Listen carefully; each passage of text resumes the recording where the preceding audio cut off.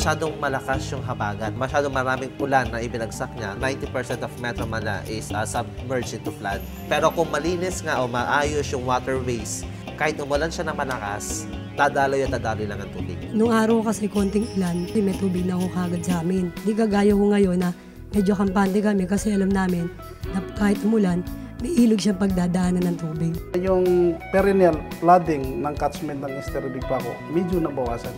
Nakasolve ng pagbabaha. So sana lahat ng estero natin magmukhang Estero Big Paco. Kaya napakalaking bagay nung nalinis yung ilog na yan. Dumating nung habagat, praise God nga po dahil hindi na po kami napasama sa baha. Papakinabangan na namin yung effort niya na malinis ang ilog. Dapat talaga magising na tayo. Dapat tayo lahat. Sana mas mapalawak pa yung proyekto nilang yan para hindi na maranasan ng mga tao yung mga dati nararanasan nila. With your help, the river will flow with life again.